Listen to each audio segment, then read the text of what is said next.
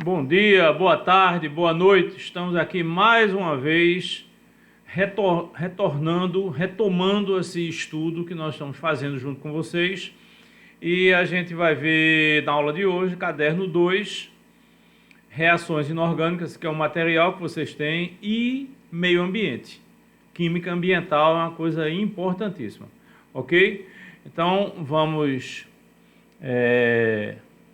iniciar aqui. Olha, eu voltei, já faz um tempo que a gente não se encontra, então é importante que existam assim alguns informes nesse nosso retorno, nessa nossa volta. Primeiramente, nós estamos no dia 4 de agosto, gravando essa aula para vocês. Vai ficar disponível para você assistir mais de uma vez. Foi entregue um material para vocês de massas e mol e outros materiais. A mudança que nós vamos ter nessas gravações, nessas videoaulas, é exatamente o número de matérias. Eu já avisei no grupo, já expliquei mais ou menos como é que é. Nas nossas aulas, nós víamos duas frentes na mesma aula. Nas videoaulas, a gente estava vendo uma vez por semana um assunto. Nessa nossa retomada, nós já sabemos onde nós queremos chegar, nós já sabemos a data exata que nós temos que fazer o Enem, nós temos, já tem uma previsão para o início da revisão. Por isso, por semana, nós vamos ter duas aulas. Uma na terça, que é hoje, e a outra na quinta-feira. Por que é que nós temos que fazer isso? Porque nessa aula da quinta-feira, nós vamos iniciar a química orgânica. E química orgânica, se você quer realmente iniciar com detalhes, tá certo? Então requer um certo tempo, porque são muitos detalhes e são muitas repetições. Você se torna mais seguro na química orgânica e note que essa palavra agora é a chave de tudo. Segurança. Se você está seguro em química, você vai fazer uma prova bem feita, você vai ter confiança. Isso é adquirido com o tempo. E nós já conseguimos isso com alguns alunos. Pelas mensagens que nós recebemos, então alguns alunos declaram a melhora no estudo, mesmo que seja nas videoaulas, mesmo que não seja presencial. Ok? Então é muito importante que você verifique essa nova forma de nós termos as aulas, terça e quinta-feira. Bem, se você observar direitinho, nós estamos fazendo a teoria, nós estamos vendo as aulas, mas nós não estamos resolvendo os exercícios de classe. Na verdade, é mais uma relação de tempo mesmo. E também para que cada um tem o seu tempo, então você consiga fazer. O que é que vai acontecer? Nós vamos enviar para vocês, para o grupo, as resoluções desenvolvidas em cada um dos exercícios de classe. Os exercícios Enem e Enem Plus, você faz, tem o gabarito que também nós vamos enviar e a gente vai fazendo as devidas correções de acordo com aquele aluno que pergunta, que pede, ok? Ainda tem algumas pendências de resposta, mas a gente vai chegar lá. O mais importante, o caderno físico, o caderno não só as fichas, só enviando pela internet, mas o caderno, ele estará pronto a partir do dia 10, que é segunda-feira. Então, segunda-feira, os cursos estarão entregando os cadernos. Nem todos os cursos, alguns já entregaram semana passada, outros ainda na semana anterior. Cada curso tem o seu tempo, cada curso tem a sua forma de avaliar, de fazer, de passar para os alunos. Tá certo? Então, o caderno de Química, junto com outras matérias, ele vai ser entregue no próprio curso F Vestibulares DERV. Lá você vai ter as funcionárias e você vai ter a entrega dos cadernos. Caderno de matemática, caderno de história, caderno de geografia, não sei se é agora essas matérias que eu falei, mas eu acho que sim, caderno de química, de biologia. Então, os cadernos, esses novos cadernos estarão lá à disposição. É uma boa oportunidade você voltar, certo? E o retorno às aulas, havia uma previsão, eu venho torcendo muito por isso, e às vezes eu falo algumas datas que não se realizam, mas eu estou acompanhando exatamente o que está acontecendo. O secretário da Educação está com muita vontade de voltar, mas acontece que existe um entremeio, exatamente o contágio e como vai acontecer. Uma aluna mandou uma mensagem para mim, eu disse a ela, o perigo não é na sala de aula, não é nos cursos, independente do nosso curso ou de outros cursos que vocês façam, porque a distância vai ser mantida regularmente, o número de alunos por sala vai ser mantido dentro do que o protocolo pede, então cada matéria vai ter a sua forma de adaptação, se vai continuar só com as videoaulas ou se tem a relação presencial. O presencial eu acho muito importante, muito, tá certo? Você vendo a gente desenvolver na hora, é diferente, você sabe que é. Então, fica para vocês essa abertura. Até o dia 15 ele vai dizer quando volta e quais as turmas que vão voltar ou não. Mais uma vez, deve iniciar com os terceiros anos e os cursos que estão se preparando para o Enem. Mas, voltando ou não, você estando com o caderno, já é uma coisa assim que lhe dá uma segurança maior. Então, essa relação do caderno é muito importante, tá certo? Você ter essa condição de desenvolver. O caderno está bom, são 8 capítulos, nós temos 4 capítulos de química orgânica, que é a química fundamental com os hidrocarbonetos. A gente vê petróleo, vê algumas coisas, funções orgânicas, o conjunto todo. Geralmente, o aluno não estuda muito orgânica, ele estuda muito rápido. Então, se você tem a oportunidade de estudar orgânica mais detalhadamente, você já garante as questões de orgânica que está lá no Enem. Você sabe muito bem que uma questão faz a diferença, ok? E você sabe muito bem que com essa alteração dos 10% para as federais, quem é de Pernambuco, quem estudou nas escolas de Pernambuco nesses últimos anos, vai ter aí, vamos imaginar o curso de medicina, que é o curso mais concorrido. Então você vai ter, somando cotas e não cotas, você vai ter um aumento de 70 a 80 vagas. É muita coisa,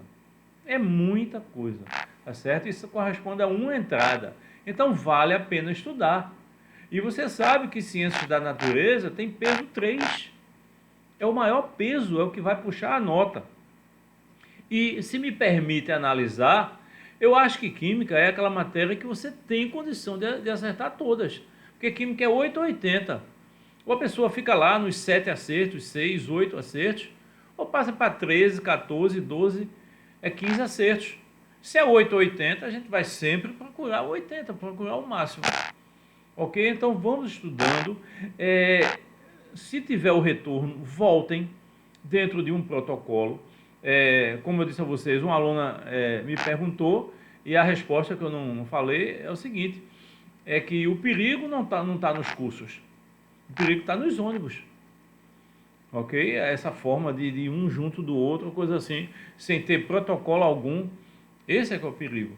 Mas você mantendo uma certa distância, não pegando em tudo, lavando sempre as mãos com sabão, levando álcool, as meninas na bolsa, os meninos no bolso, entendeu? Para que você tenha essa asepsia, que você consiga vencer isso aí. Está mais perto do que longe. Recife está se tornando uma cidade, não o estado todo, mas a cidade de Recife, um padrão de diminuição de casos. Então vamos acreditar nisso. Hoje eu abri o celular e vi uma mensagem de Citaro, professor Citaro, de inglês, professor brilhante, que todos conhecem. E a frase dizia mais ou menos assim, não é exatamente, mas é mais ou menos assim: Medo pode ser aquilo que quebra, acaba com os seus sonhos. Então, se você deixa dominar pelo medo, então seus sonhos vão de água abaixo, ok? Vamos começar. Só falei um pouquinho mais porque é o reinício e vamos tomar a nossa aula, tá certo? Vamos começar com a parte ainda de reações inorgânicas, que é o segmento de funções. Nós vimos as funções, ácidos, bases, sais e óxidos, vimos os casos de conceitos modernos, agora vamos ver reações e exatamente a relação do meio ambiente. Reação inorgânica.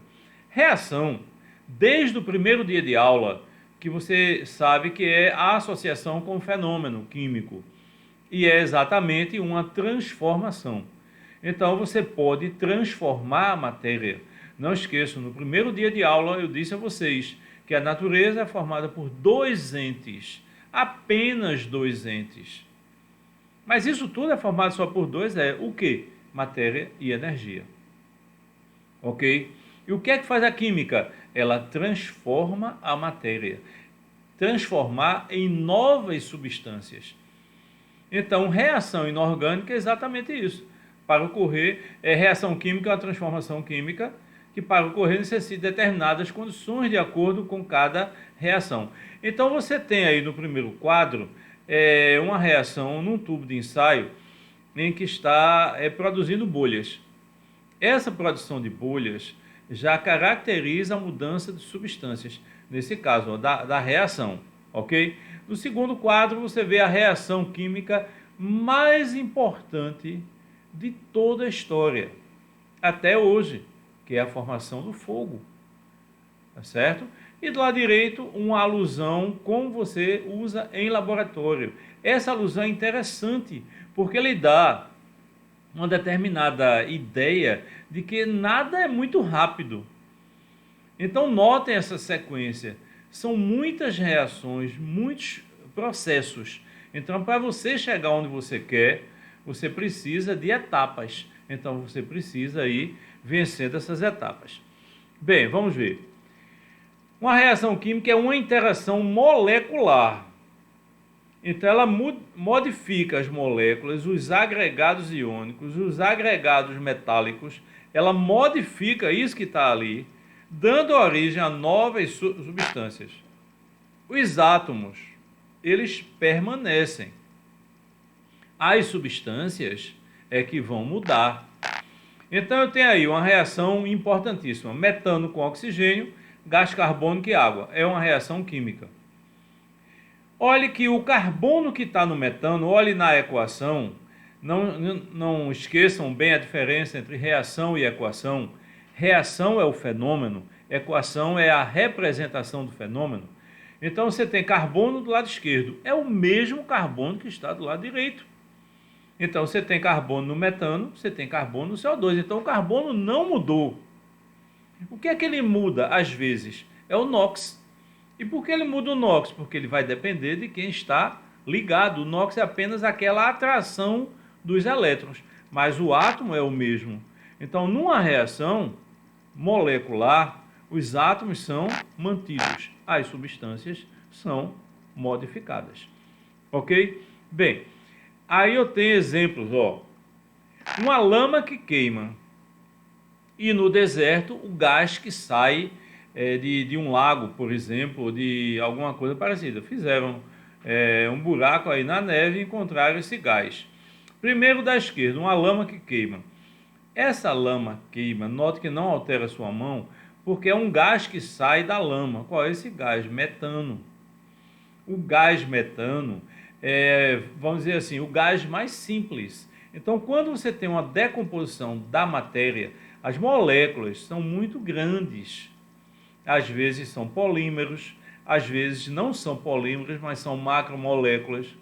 Mas quando ocorre a modificação, a degradação, essas moléculas vão quebrando, dando origem a outras moléculas menores, até chegar na mais simples, que é o metano. Então, nas decomposições, o metano é extremamente utilizado. Tá certo? Então aí o metano que está queimando a sua mão sem queimar a sua mão.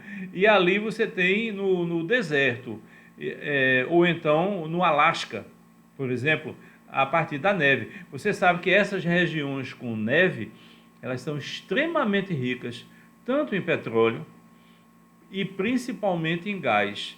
Você tem uma região gelada na Rússia, chamada Sibéria. É tanto gás natural, e o gás natural é rico em metano, não esqueçam disso.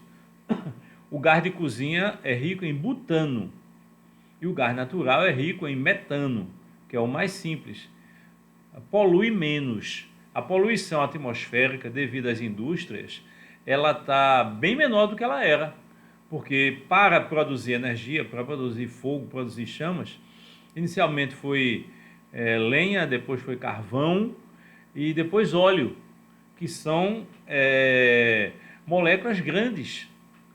E na verdade, e por fim, o metano. Tá certo? Então a poluição é menor porque tem menos carbonos, é mais fácil de oxidar. Bem, vamos lá. Reações aí caracterizadas. Classificação das reações. É muito importante que você veja isso. Você identifique a reação. Essas reações, elas aparecem no Enem sutilmente. Às vezes ele não fala que é uma reação. Às vezes é uma estequiometria. Ou então, às vezes, é um problema envolvendo mol, um problema envolvendo gases, mas que você necessita da reação. Aí você fala, mas a reação não é dada? É sim. As reações são dadas. A classificação, não. E só tem duas reações que podem não ser dadas. É a combustão total e a formação. Então tem, primeiro, síntese. Síntese quer dizer adição, quer dizer formar. Então é quando duas espécies, duas substâncias se unem para formar apenas uma. Então tem aí, genericamente falando, A reage com B dando AB. É uma reação de síntese. Formou AB. Notem os exemplos. Carbono mais gás de oxigênio, CO2. Não é tão simples assim, mas é a representação. Enxofre mais oxigênio, SO2. Óxido de cálcio mais água, hidróxido de cálcio. É uma base, certo? Aí observe bem, se você olhar direitinho e quando você tiver com a ficha, quando você tiver com o caderno, você pode indicar as duas primeiras reações, nós chamamos de síntese total. E a última, síntese parcial. Qual a distinção que é feita para que ocorra uma coisa e outra? Na síntese total, as substâncias são simples. Carbono, substância simples. Oxigênio, substância simples. Enxofre, substância simples.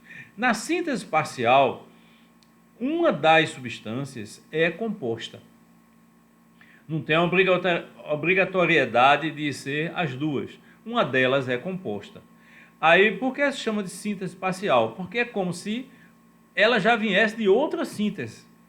Então, teve uma síntese para formar o CaO e tem outra síntese para formar o hidróxido de cálcio. Ok? Agora, uma coisa importantíssima que você tem que considerar e você não pode esquecer é a aula de funções. Nós estamos aplicando agora a aula de funções. E nas funções eu chamei muita atenção. Primeiro, uma reação de um ácido com a base. A identificação do ácido, da base, do sal e do óxido. Nós vimos isso. Mas eu disse a vocês que os óxidos eles são importantíssimos na atmosfera, em relação ao ar, na água e no solo. Então, a classificação dos óxidos. O que é um óxido ácido? É aquele que em água produz um ácido. O que é um óxido básico? É aquele que em água produz a base. Então, se você for ver esse exemplo C, há a formação de um óxido, de uma base. A partir de quem? Do CaO. O CaO é um óxido básico, porque ele é metálico. Certo? Então, observe, os óxidos metálicos, principalmente alcalinos e alcalinos terrosos, são óxidos básicos. Os óxidos ametálicos são óxidos ácidos. Quais são aqueles mais importantes? Do carbono, nitrogênio, enxofre, fósforo. Esses são os mais importantes. Não quer dizer que não existam outros ametais. Então, por enquanto, a gente está vendo uma classificação de reação, reação de síntese total ou parcial. Ok? Bem, vamos lá. Vamos fazer a nossa transição. Reação de análise é como se fosse o oposto da anterior. Se síntese é formar, análise é degradar, é decompor. Então, ocorre quando uma única substância dá origem a duas ou mais outras. Ok? Então, tem aqui, ó, primeiro, carbonato de cálcio, dando CaO mais CO2. Segundo, óxido de mercúrio, dando o mercúrio metálico e o gás oxigênio. De acordo com a decomposição, poderia dar um óxido mais simples do mercúrio e o oxigênio. Mas o que importa é que uma substância gerou outras, ok? Mais simples. Água oxigenada. Como é importante a água oxigenada? Como nós vimos isso em oxirredução? Então é bom que você lembra, a água oxigenada, a grande força, a grande vantagem da água oxigenada é a liberação do gás oxigênio. A utilização desse gás oxigênio puro pode ser numa asepsia, pode ser em relação ao cabelo, mudar a cor do cabelo também vai ocorrer, porque vai oxidar o cabelo, que é a proteína, ok? Bem, só tem um detalhe que às vezes os alunos passam despercebidos, ok? Que é o seguinte, olhe na reação A, por favor. Eu tinha CaCO3, produziu CaO. Então eu vou dar uma dica para vocês e vocês não vão esquecer mais. Nós temos que ser alunos diferentes. Nós temos que ser aluno de química sabendo mais do que a média, fixando mais do que a média, porque a gente vai passar. A diferença é essa. Ok? Recebi mensagens de alunos aprovados agora. Alunos do ano passado, alunos desse ano, aprovados na Uninasal, na Unicap, principalmente nesses dois. Então você quer passar e você vai passar. Então, dica: tudo que tiver CO3 na reação, há uma probabilidade muito grande de formar CO2. Isso ajuda no seu raciocínio, ajuda em você ser mais dinâmico, ser mais rápido, a escolha da questão que você vai fazer logo, isso é importantíssimo. Esses detalhes, então vá somando esses detalhes, vá vendo os vídeos mais de uma vez, para que você não esqueça. Então mais adiante a gente vai ver isso, teve CO3, CO2, muito importante. Bem, vamos lá. Primeira reação de síntese, segunda de análise, terceira é análise. Vamos julgar algumas coisas importantes. Algumas reações de análise recebem nome específico de acordo com o que provoca a reação. Por exemplo, se o calor provocar a decomposição, e não esqueçam que na análise vai ter a decomposição de uma substância em outras. Então tem que ter uma razão para que isso ocorra. Se isso for devido ao calor, e o calor através do fogo é uma das coisas que mais se usa, uma das reações mais utilizadas em toda a indústria, e se chama pirólise. O lise aí no sentido de quebra, piro, fogo. Se for pela luz, fotólise. Ora, quantos e quantos medicamentos e outras coisas, outras coisas e substâncias, tá certo? Que o recipiente onde ele se encontra é opaco. Por que isso? Para evitar a luz, porque a luz vai produzir uma decomposição. Ok? Eletrólise, através da corrente elétrica. Então você está vendo aí a eletrólise. Eletrólise é um dos assuntos que o nosso curso ensina de forma talvez bem diferente e que o rendimento, na minha opinião, é muito bom, tá certo? Nossos alunos dificilmente erram a questão de eletrólise, já devido a tudo isso. Mas a gente chega lá. Vamos ver. Então, o que provoca a reação? Se for o calor, pirólise. Se for a luz, fotólise. Se for a corrente elétrica, eletrólise. Isso ainda na reação de análise ou decomposição. Reação de simples troca. Está indicado aí. O que é uma simples troca? É quando um átomo ou radical ele tem mais força do que o que está no composto. Então, quando ocorre a reação, e não esqueça que toda reação depende de um choque, quando vai ocorrer esse choque, o que é que vai acontecer? Quando ocorre o choque, há uma momentânea quebra da substância e ela vai se reorganizar. Quando ela se reorganizar, ela vai se reorganizar com um elemento radical mais estável, que dê uma ligação mais estável, ou seja, tenha mais força. Aí você fala, e o que é força? Ou eletropositividade ou eletronegatividade. Então veja, ocorre quando uma substância simples, reagindo com a substância composta, desloca um dos seus elementos, liberando como substância simples. Olha aí, ó, A bate, choca com BC, acontece que A é mais eletropositivo do que B. Então, quando houver a rearrumação, a substância formada vai ser AC. Isso vai pela eletropositividade. Aí você pergunta, como é que eu vou saber qual é eletropositivo, qual é eletronegativo? Já sinalizamos isso. Nas fórmulas, principalmente as fórmulas inorgânicas, o primeiro elemento é o positivo e o segundo elemento é o negativo, ok? Aí quais são os elementos que tendem a ser positivos? O hidrogênio e os metais. Eles tendem a ser eletropositivos, ok? E os ametais, eles tendem a ser eletronegativos. Então, olha o primeiro exemplo. Ferro reagindo com sulfato de cobre. Isso vai dar... Veja, o ferro é mais eletropositivo do que o cobre. Então, ele vai deslocar. Então, alguém pode perguntar, e a gente tem que saber isso? Bem, se eles perguntarem, eles vão colocar metais alcalinos ou alcalinos terrosos. Mas a questão de saber... Ele não vai perguntar qual o produto da reação. Ele vai perguntar qual a reação. E como é que isso pode cair? Naquele sistema de colunas. Bota uma coluna, 1, 2, 3, 4, 5, e bota uns parênteses do lado. Aí tem reação 1, 2, 3, 4, 5. Aí bota lá no primeiro quadro, reação de análise. Aí você vai ver e vai associar isso. Letra B, o zinco é mais eletropositivo do que o hidrogênio. Desloca o hidrogênio. Eu queria que vocês passassem um círculo, colocassem uma seta ou fizessem qualquer tipo de coisa nessa reação B. Essa reação de deslocamento é a reação que mais foi utilizada em todos os vestibulares do Brasil. Reação de deslocamento. As reações que mais caem, normalmente, são as reações ácido e base e reação de combustão.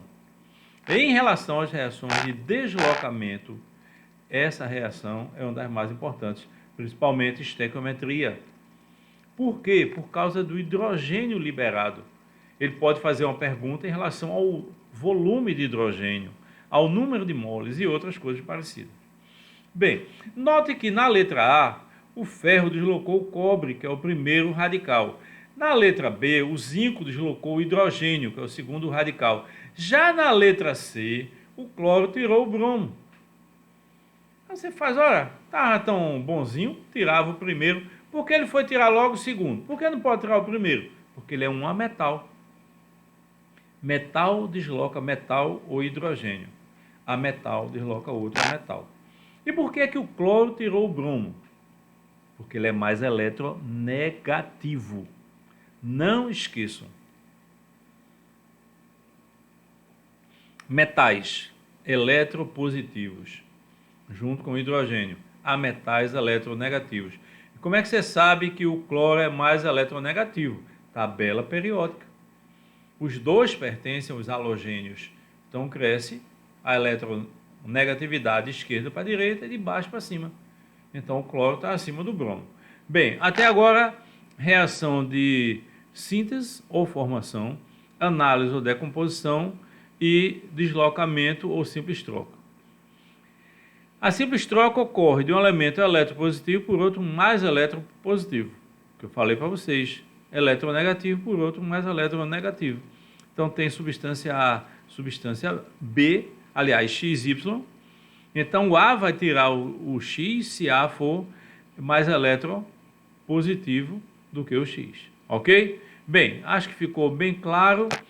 Vamos voltar um pouquinho para não cansar vocês nessas explicações. Então, veja bem, a próxima reação é a reação de dupla troca. Qual a diferença da simples troca para a dupla troca? Na simples troca, um elemento desloca outro elemento, ok? Esse elemento, substância simples, deslocou outro que está numa substância composta, ok?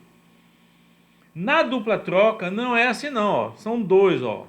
Aí o que é que faz? Eles permutam, tá certo? A está com B e C está com D. Aí quando eles se juntam, eles fazem assim, ó. Tá certo? Ficou claro? Então, vamos ver como é que isso ocorre. Olha aí, reações de dupla troca. Ocorre quando duas ou substâncias compostas, duas, geralmente, né? Quando duas substâncias compostas, ao reagirem, trocam entre si elementos ou íons, constituindo duas novas substâncias compostas. AB reage com CD, dando AD mais CB. Notem que nós estamos respeitando aquele princípio da eletronegatividade. O eletropositivo de um vai ficar com o eletronegativo do outro. E pelo que a gente viu na ordem, quais os eletropositivos, os que iniciam a fórmula, do lado esquerdo. Quais os eletronegativos, os que estão do lado direito. Então A está do lado esquerdo, ele é eletropositivo. Na outra substância, D está do lado direito, eletronegativo. Então troca exatamente isso. Então tem NaOH com HCl. O Na ficou com Cl. E o H ficou com a hidroxila. Essa reação é a reação de formação do NaCl. Eu já falei isso para vocês, vou falar outra vez. Esta reação, todo mundo pensa, quando a pessoa estuda, que essa reação ela ocorre por causa da formação do NaCl. Já que o NaCl é sal de cozinha, conhecido, importante, famoso, mas não é bem assim. O que rege esta reação é a água, a formação da água.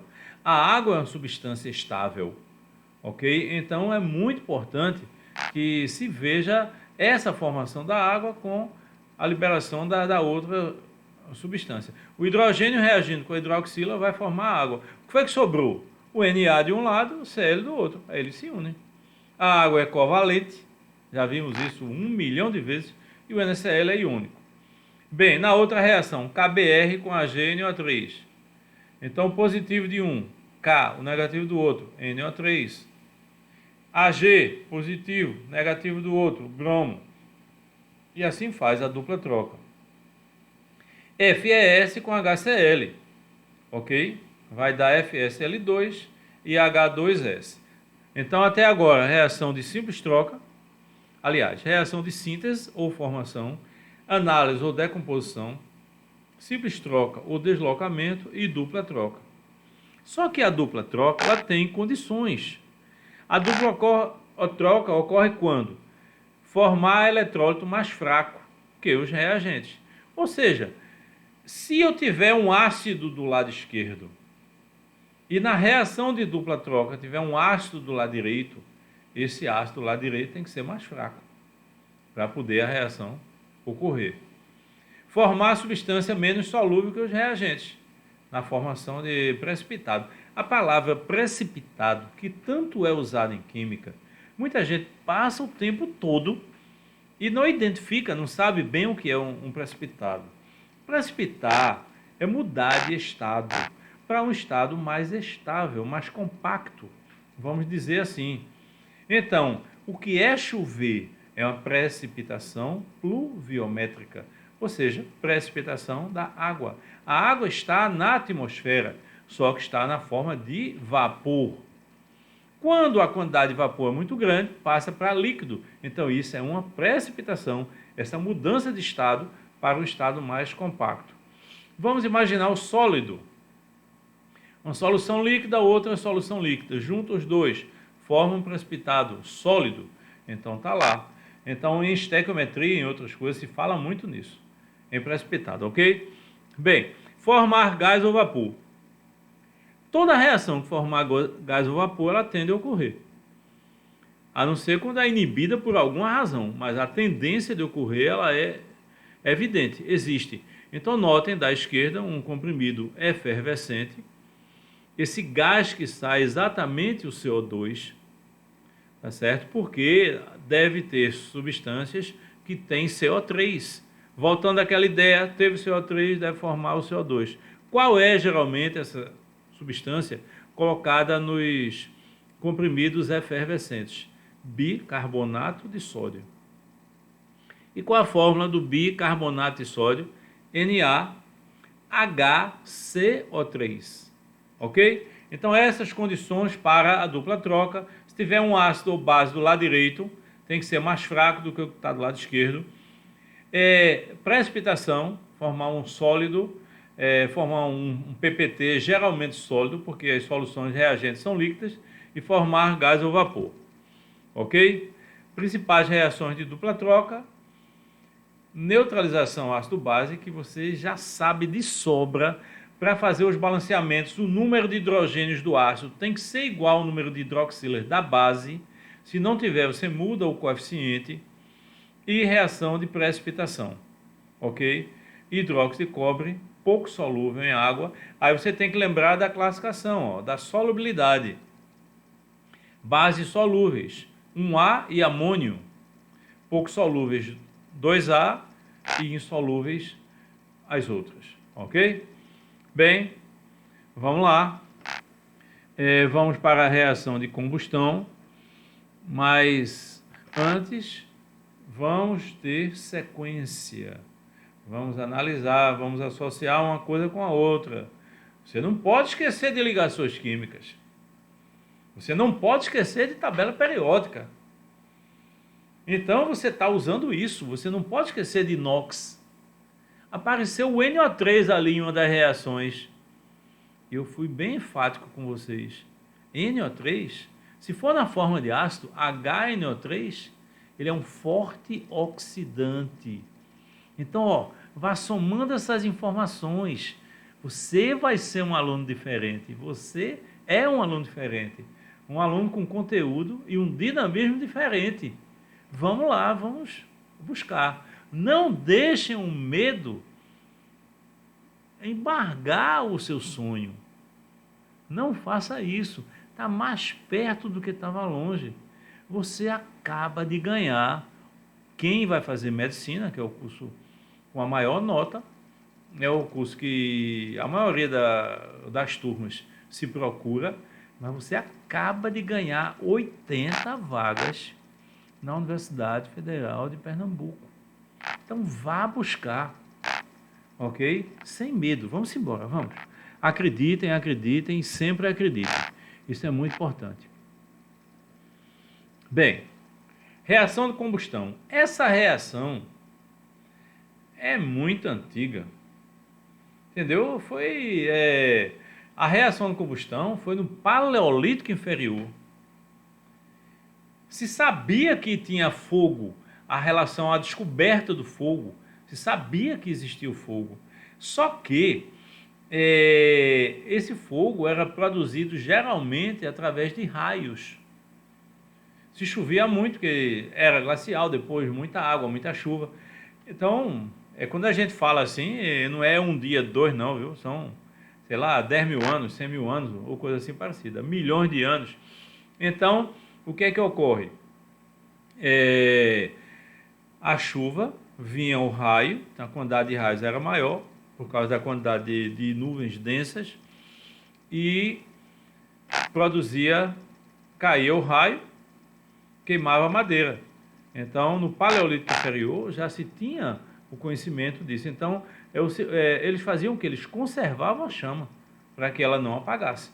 Aí ficava sempre alimentando com os vegetais, madeira, folha ou coisa assim parecida, certo? E esse fogo inicialmente foi utilizado para aquecimento. Como eu disse a vocês, nessa época do Paleolítico Inferior, frio muito grande, ok? Então, o aquecimento, roupas de pele de animais e esse aquecimento. Depois é que surgiu para exatamente a parte da alimentação. Se viu que quando passava a carne no fogo, o sabor era diferente. E por aí vai a reação mais importante. Quando é que se teve o domínio do fogo? No Paleolítico Superior. Aí já se conseguia, o próprio homem, através de atrito ou coisa assim, fazer esse fogo. Bem, é uma reação química de oxirredução, em que há liberação de calor, reação exotérmica, e geralmente de luz. O processo ocorre entre um combustível e um comburente, sendo a partir de uma certa temperatura a reação em cadeia. O que é uma reação em cadeia? Vamos entender uma coisa assim em relação à reação de combustão. Veja, na minha mão esquerda, você está vendo um becker, não está? Está vendo? Você está percebendo que nesse becker, dentro desse becker tem álcool? Está vendo? Olha o cheiro, dá para sentir. É tanto álcool que está se usando que você já sabe que aqui tem um becker contendo álcool. Então, vou botar o becker aqui e vou perguntar, poxa, o becker tem álcool numa concentração razoável. Esse álcool, na reação de combustão, ele vai reagir com o oxigênio que está no ar. Então, o álcool do becker reagindo com o oxigênio que está no ar. Ótimo. Por que não reage? Aqui o becker, ó. Não está reagindo não. Só tem álcool. Está percebendo que não está reagindo? E por que não reage? Porque as reações, elas precisam de uma ignição, de um início. Esse início, às vezes, é espontâneo e o próprio meio ambiente é que fornece a energia para isso. Mas, geralmente, não. Você tem que iniciar essa reação. Na sua casa, você vai fritar um ovo, então você tem que colocar uma chama para que esse calor forneça a temperatura suficiente para que ocorra a desnaturação da albumina no ovo, que é fritar um ovo. Então, o que é que eu tenho que fazer, tá aqui o becker, para que esse becker, com esse álcool entre em combustão? Eu pego um fósforo, acendo e jogo aqui. Então, ele vai entrar em combustão. Então, primeira coisa, a reação de combustão ela foi produzida, provocada. Ótimo, tudo bem. Agora, se você perceber, olhem direitinho ele agora queimando, tá vendo? Aqui, ó, tá vendo aqui no becker queimando? Mas acontece o seguinte, veja que ele está aqui queimando no becker, mas tem uma coisa interessante, ele só queima na superfície. E por que é que ele queima só na superfície? Porque é onde tem um contato com o oxigênio do ar. Só que quando ele queima, a temperatura aumenta. Essa temperatura aumentada vai ser a ignição para as próximas moléculas. Então você não precisa estar jogando um fósforo o tempo todo. Isso é o que nós chamamos de reação em cadeia. A reação em cadeia é quando a própria reação produz energia para que outras moléculas da substância ocorram. Você faz uma chama, daqui a pouco ela apaga. Você tem uma madeira, a madeira às vezes está úmida, ou a madeira, sei lá, verde ou coisa parecida, o conteúdo de água não é baixo, aí você acende e queima, daqui a pouco apaga. Por que apaga? Porque não forneceu calor suficiente para as próximas moléculas. Lá, já no caso do becker, ficou mais fácil aqui, ó, com álcool. Quando vai queimar na superfície, vai fornecer calor. A molécula que está aqui embaixo, ela vai queimar quando chegar na superfície e esse calor for suficiente para que isso ocorra. Então é muito importante essa compreensão. Vamos embora. Ok? Bem, reação de combustão importantíssima. Queima. Olha aí, ó. Esse exemplo você já viu diversas vezes. Aí eu tenho o propano queimando, dando CO2 e água. Os hidrocarbonetos e funções oxigenadas, quando queimam e vão produzir CO2 e água, Isso a gente chama de combustão total. Uma outra coisa, o balanceamento é a coisa mais fácil que existe. Você pega a substância de origem que vai queimar, ou um hidrocarboneto, uma função oxigenada, vê o número de carbonos. Tem quantos do lado esquerdo? 3. Aí você bota do lado direito, 3. A partir daí você já tem a condição de fazer o balanceamento. Olhem a figura, que você já viu isso desde pequeno. Eu tenho uma vela queimando com ar, uma combustão. A cera da vela é o combustível, certo? Ela vai através do pavio e se esse pavio você coloca um fósforo, ele vai fornecer calor para que isso ocorra. Aí, como eu disse, vai ser uma reação em cadeia, porque o calor da chama vai fornecer calor para as outras moléculas ocorrerem. Aí, de repente, você tampa. O oxigênio ficou confinado. Então, agora não tem mais uma circulação de oxigênio.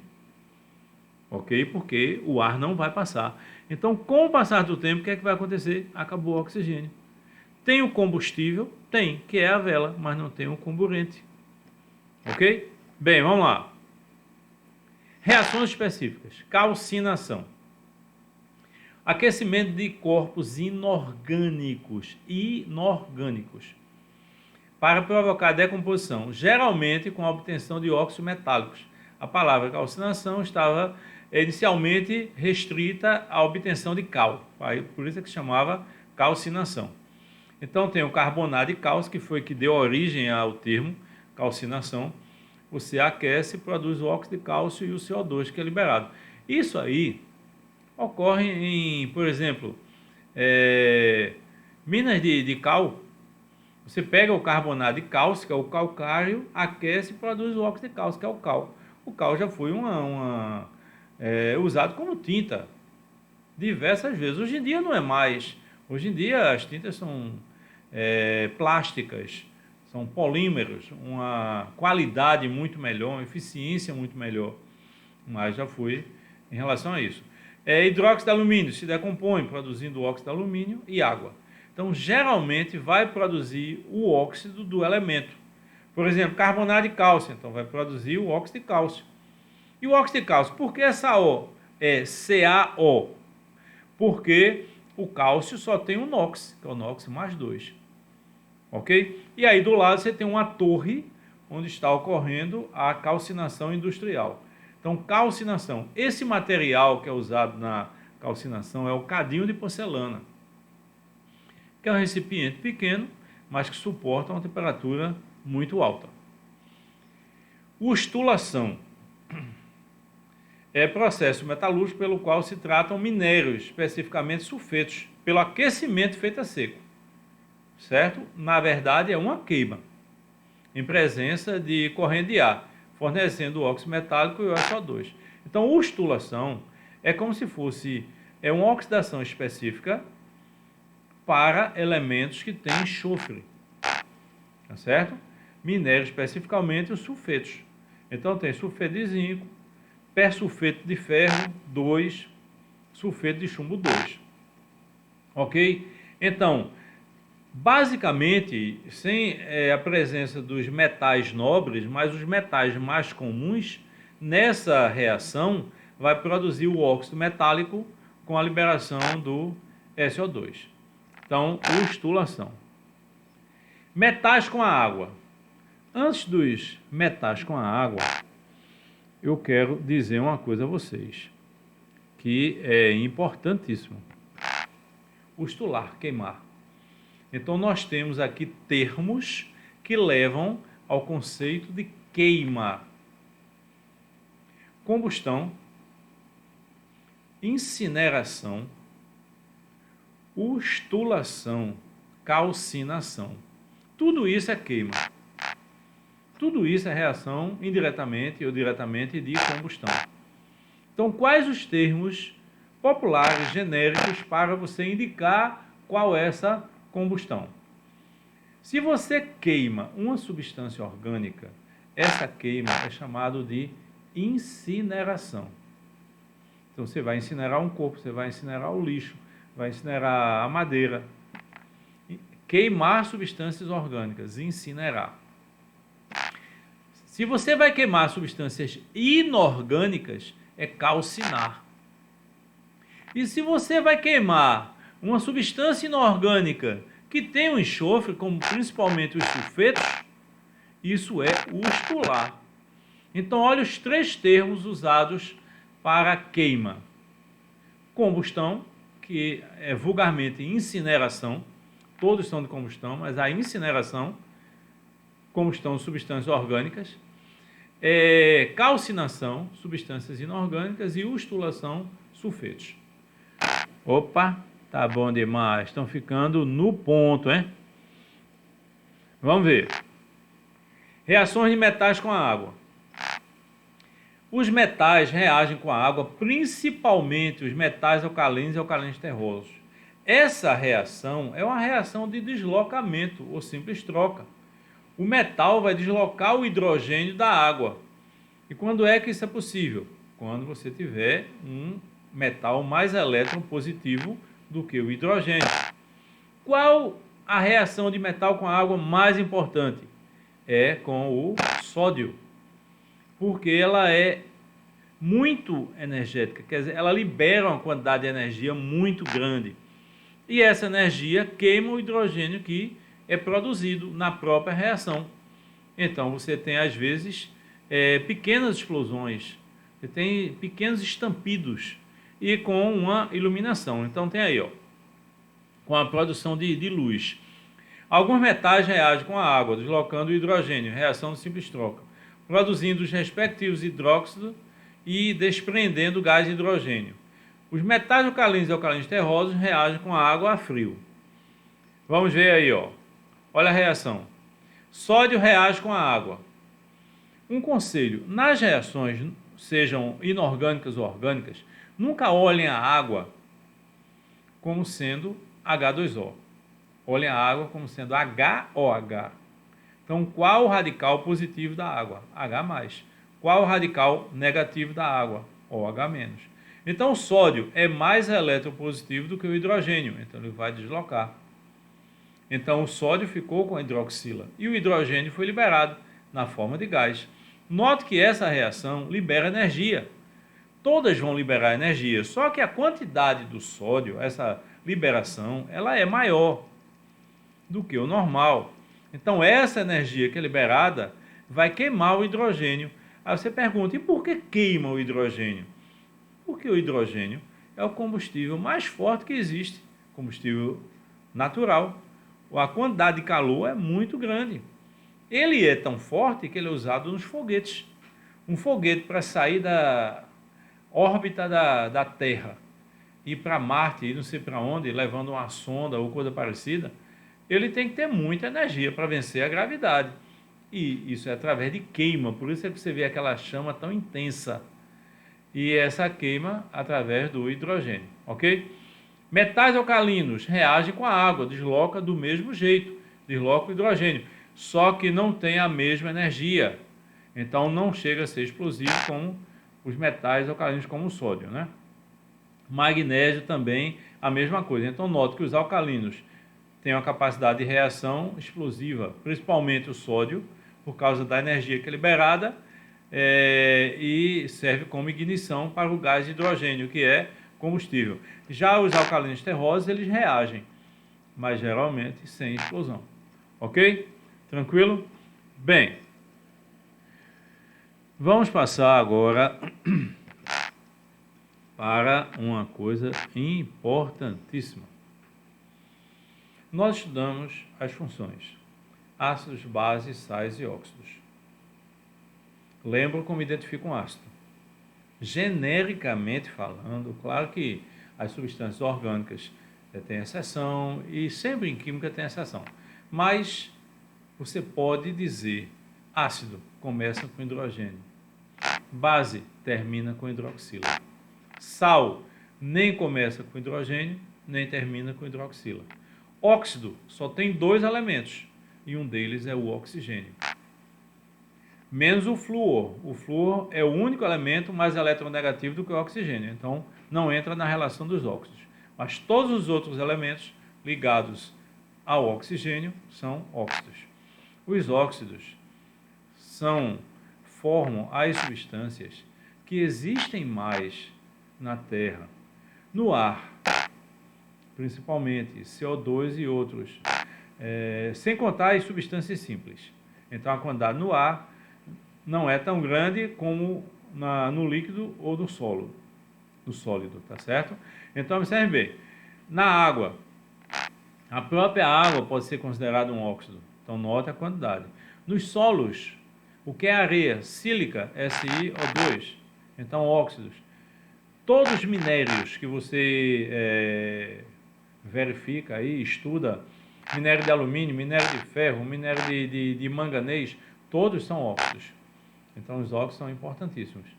E esses óxidos, eles são utilizados para você identificar o que é que ocorre com o meio ambiente.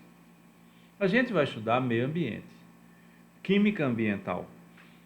A química ambiental, ela cai no Enem como uma matriz, indiretamente falando em relação às matrizes de produção de energia, da qualidade, então do ar, da água. Então isso tudo é importante.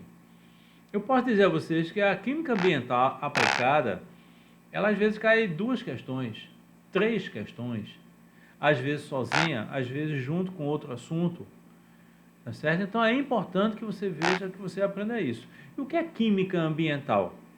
É o efeito que as substâncias químicas vão fazer no ambiente. Existem os efeitos naturais, eles iriam existir com a presença do ser humano ou não, e existe aqueles não naturais, que é provocado através do ser humano, principalmente na atmosfera, ok? Então é muito importante que você identifique isso. Dificilmente o aluno ele olha para esse lado. Então veja esse capítulo, pegue esse material, leia mais de uma vez, pergunte, associe com o que você estudou, associe com as funções, com ligações, tá certo? Importantíssimo isso, com NOx, com tabela, muito importante que você veja isso, para ir adiante. Então, ao estudar química ambiental, você está estudando uma coisa que geralmente os outros alunos não estudam como química ambiental, e sim como funções, ok? Bem, vamos lá.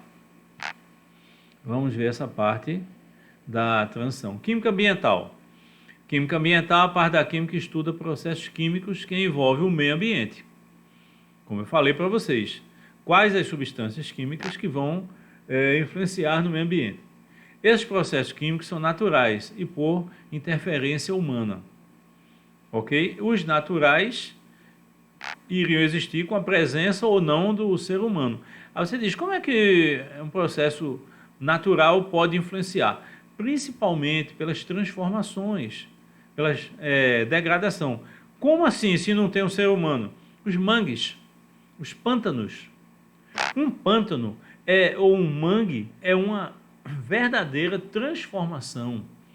Então isso aí produz gás, produz nutrientes, produz uma série de coisas que com o passar do tempo vai entrando em decomposição. Por isso é que é tão importante a vegetação de mangue. Por isso que é tão importante não tirar essa vegetação. Há alguns anos atrás, 10, 15 anos atrás, limpavam o rio Capibaribe. Eles tiravam a vegetação do rio Capibaribe, lá do centro da cidade, perto ali da Casa da Cultura. Vamos imaginar na beira-rio, quem mora perto da beira-rio, coisa assim, aquela vegetação era retirada, como se fosse uma limpeza. Mas ao retirar, você não estava fazendo um bem, você estava fazendo um mal. Porque essas plantas, elas têm uma capacidade muito grande de ter um ciclo com a degradação que ocorre nos mangues, nos rios. Então elas sustentam as margens, ela tem esse verde, então ajuda na fotossíntese e também ajuda no visual. Você olhar de cima e ver aquela parte verde toda é muito importante. Bem, Como o nosso estudo é específico, vamos estudar as interferências artificiais, ou seja, provocadas pela presença do ser humano na Terra. Note que não são poucas não, viu? Chuva ácida. Todo mundo aqui já ouviu falar em chuva ácida. Puxa vida. E é chuva ácida para lá, chuva ácida para cá. Então vamos ver. Primeira coisa, toda chuva é ácida. Se não existisse o ser humano, a chuva seria ácida. Na aula de funções eu disse a vocês, todos os líquidos que vocês ingerem durante o dia são ácidos. Um teor maior, um teor menor, mas são ácidos. Ok? Aí o que é que vai acontecer? Por que a chuva é ácida? Como eu falei para vocês, os processos naturais, como mangue, pântanos, vulcões, que emanam enxofre. Aí esse enxofre no ar se oxida. O que é a chuva ácida? É a reação entre as substâncias que estão na atmosfera, no ar, com a água da chuva. Aí recai exatamente na aula de funções. Se eu tiver óxidos, se for um óxido ácido, a chuva vai ser ácida. Os óxidos ácidos são dos ametais, tendem a subir, ficar na forma de gás. Os óxidos básicos, os metais mais pesados, geralmente tendem a ficar no solo. Ok? Outra coisa que existe é o seguinte, chuva ácida não quer dizer que de repente você se expõe à chuva ácida. Aí vai cair o seu cabelo, vai cair a sua pele ou coisa parecida. Não! Isso é de filme, isso é de Hollywood, sei lá, de outras coisas aí. Pra gente, não. A chuva naturalmente é ácida. O ser humano, ele tem uma capacidade de assimilar essa relação de uma determinada acidez. Então, não se preocupem com isso. E a chuva ácida, ela interfere diretamente em quê? Em lagos, em rios.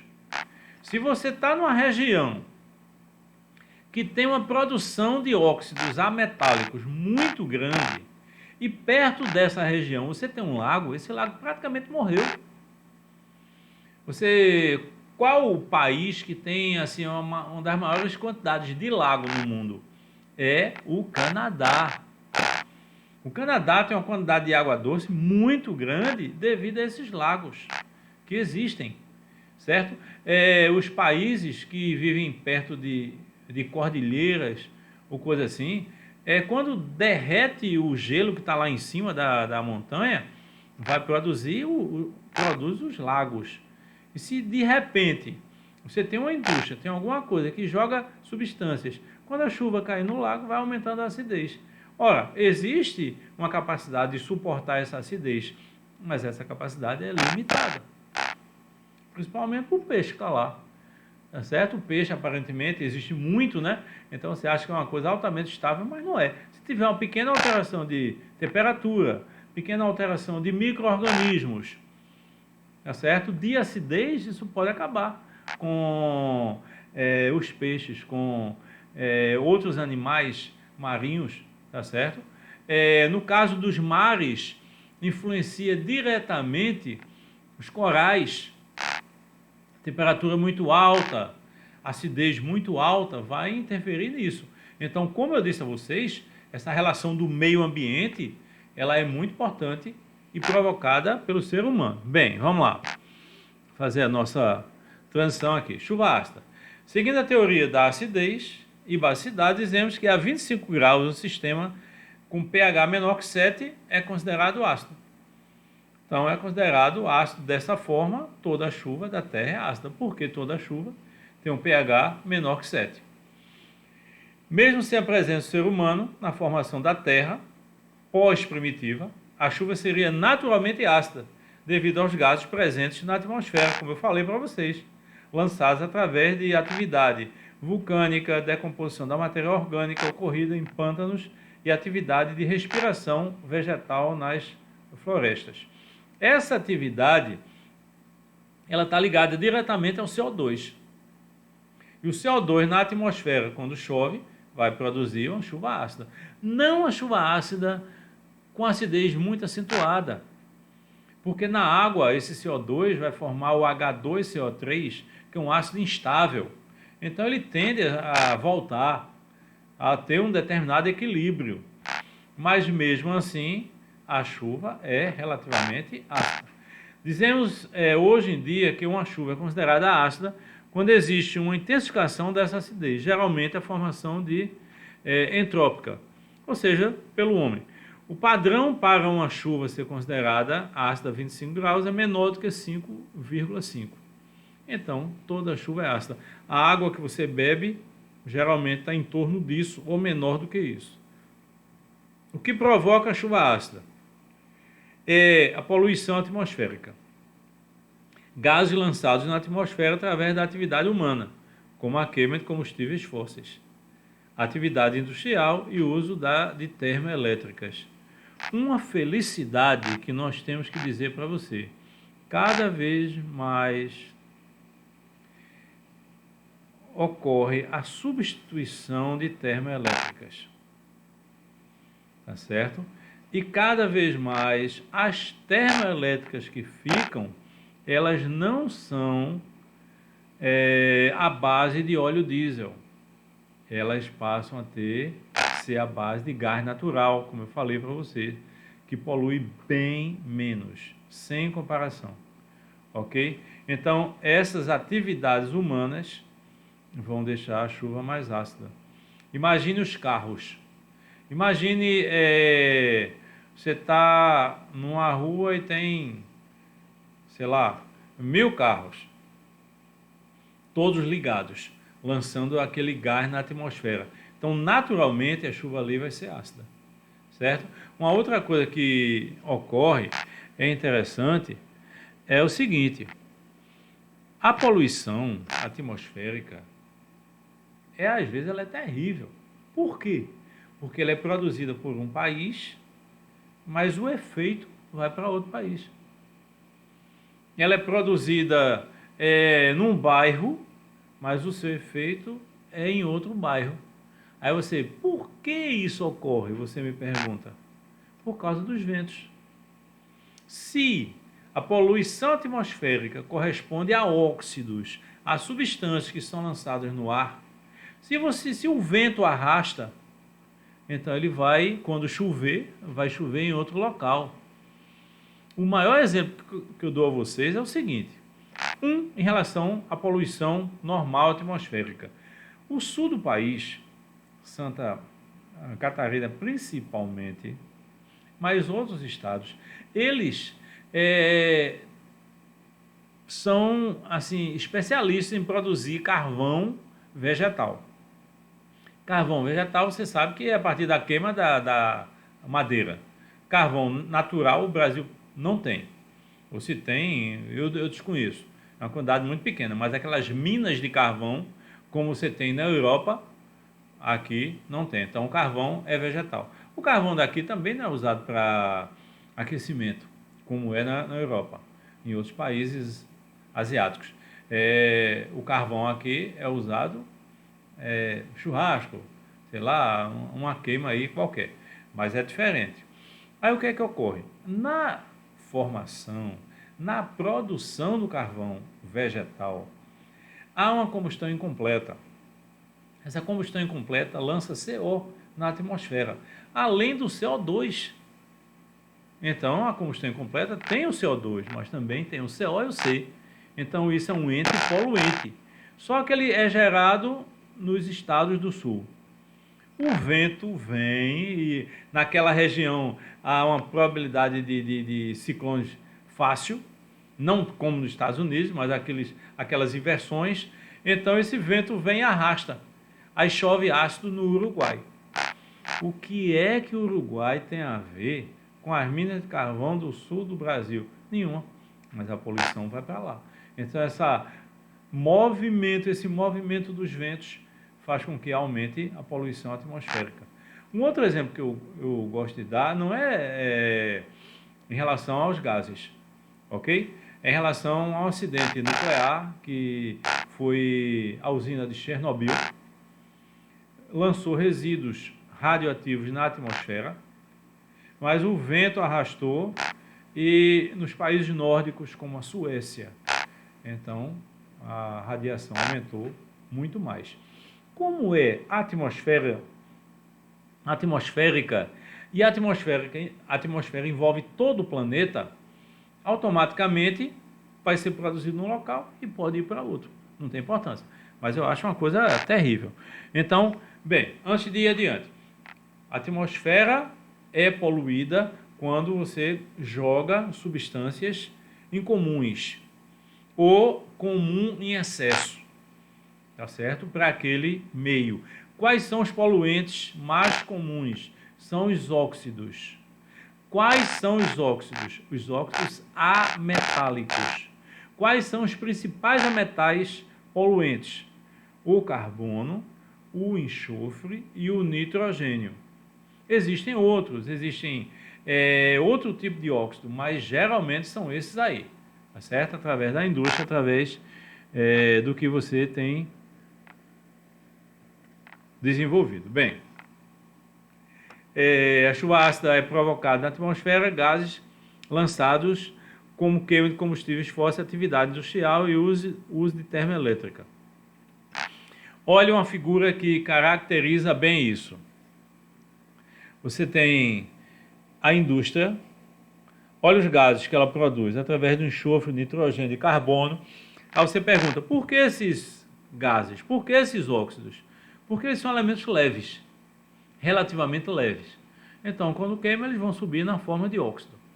O enxofre ali é um pouquinho mais pesado, tá certo? O mol 32, mas mesmo assim vai para a atmosfera. Então, notem, quem aqui já não passou perto de uma fábrica que tem isso? Na verdade, não é só isso não. Dependendo do material usado, cada fábrica é específica, então tem os óxidos determinados, ok? Gases ácidos são liberados na atmosfera. Repetindo, o que é um gás ácido? É aquele que em água produz um ácido. Quais são os mais importantes? Quais são os gases ácidos? Os ametálicos. Mais importantes, enxofre, nitrogênio, carbono e fósforo. Embora o fósforo dificilmente entre nesse sistema industrial. Gases são levados para cima pelo vento. Olha aí o vento como é importante em relação à poluição. Gases se combinam com gotículas de água para formar ácidos. Chove, a chuva ácida destrói plantas, edifícios, estátuas, polui fontes de água e solo. Bem, quando ela diz destrói, não é assim, choveu, acabou. Não, esses monumentos, eles são destruídos pela chuva ácida em 10 anos, 12 anos, 20 anos, certo? O que está ocorrendo? Não chega a tanto. Por que não chega? Porque geralmente as indústrias se mudam. Não é normal hoje em dia você vê uma indústria no setor urbano. Nem autorização tem mais.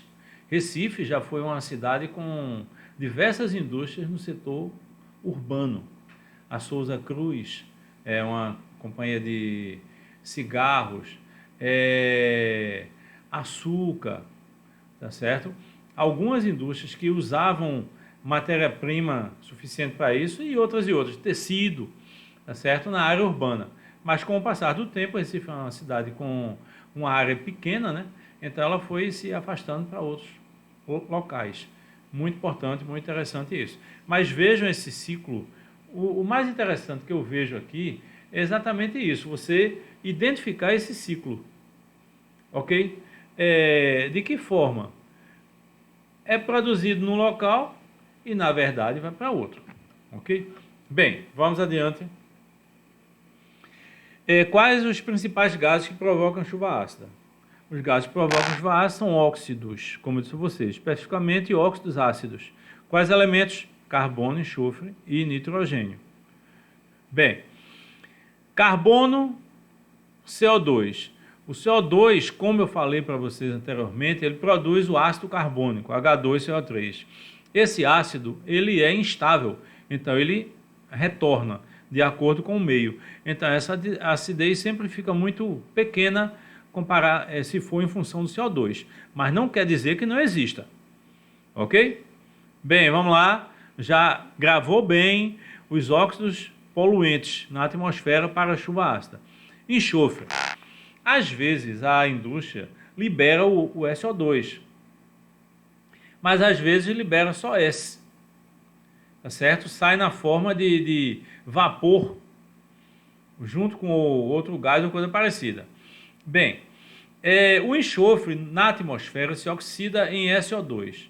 E o SO2 se oxida outra vez a SO3. Quando esse SO3 se junta com a água, forma H2SO4. Aí você tem que estar preocupado, porque é um óxido forte, é um ácido forte. Então, um óxido que produz um ácido forte. O carbono não produz um ácido forte e a quantidade é pequena, mas o enxofre sim produz. Vamos lá. Nitrogênio também vai produzir ácidos fortes, como HNO2 e HNO3, tá certo? Geralmente, o NO2 é lançado, ok?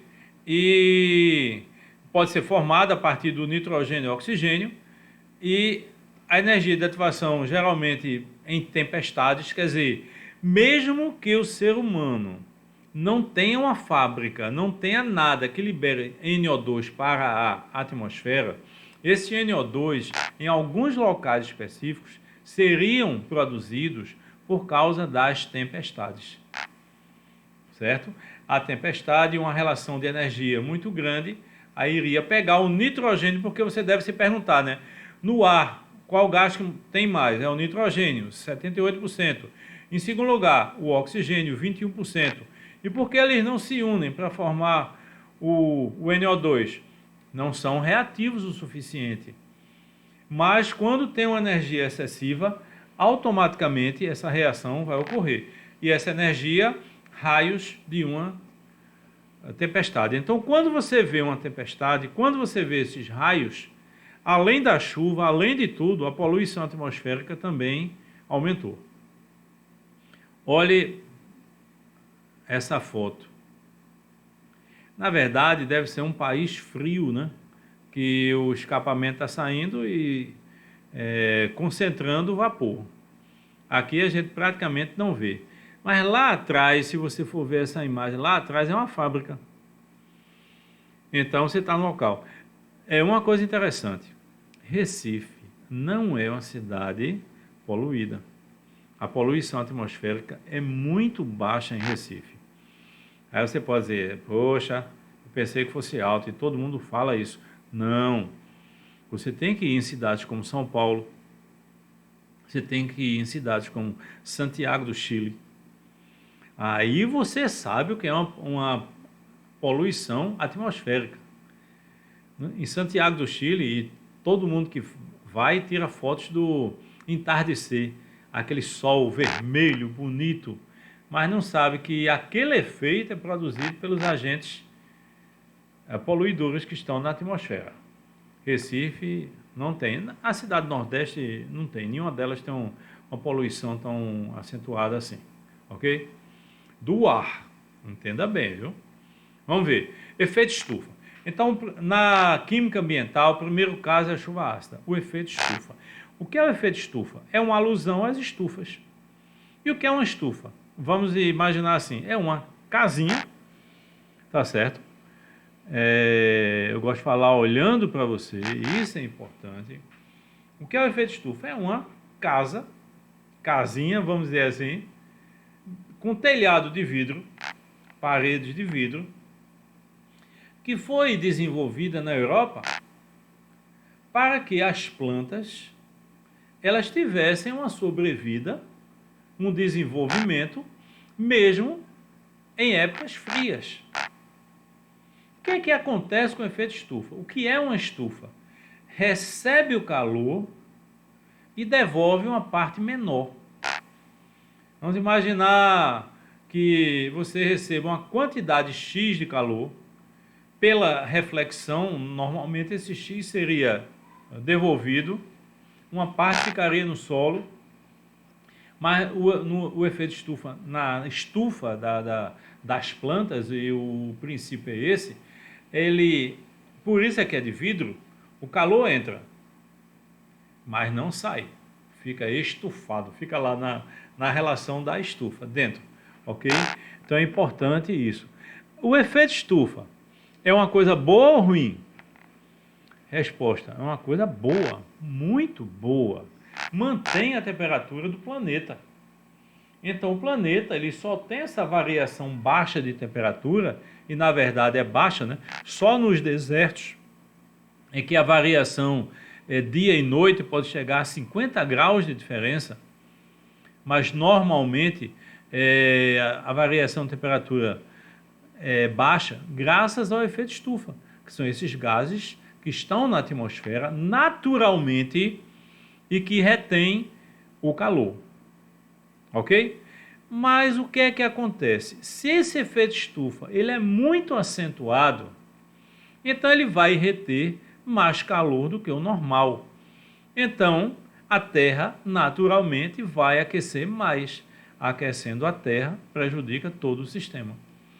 Então, o efeito estufa é um processo físico que ocorre quando uma parte da radiação infravermelha, que é emitida pela superfície terrestre e absorvida por determinados gases presentes na atmosfera, os chamados gases de efeito estufa, ou gases estufa. Esta retenção, aprisionamento na atmosfera, na troposfera, de parte da energia térmica recebida do Sol, permite que em nosso planeta a temperatura média seja de 15 graus Celsius. E, portanto, que a água possa se apresentar na fase líquida, condição fundamental para a existência da vida.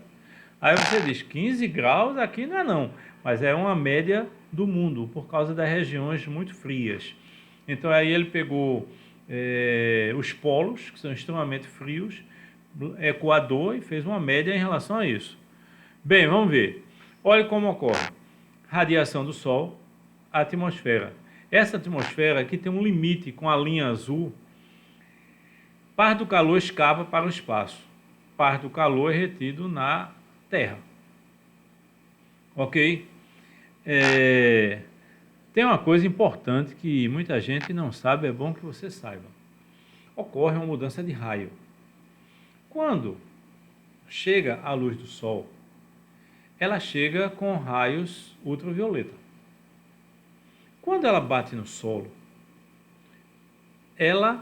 e esse solo devolve essa energia, já não é mais ultravioleta, é infravermelho. Ok? Então há uma alteração sutil no tipo de raio, que às vezes a pessoa ignora, às vezes a pessoa não percebe, mas é isso.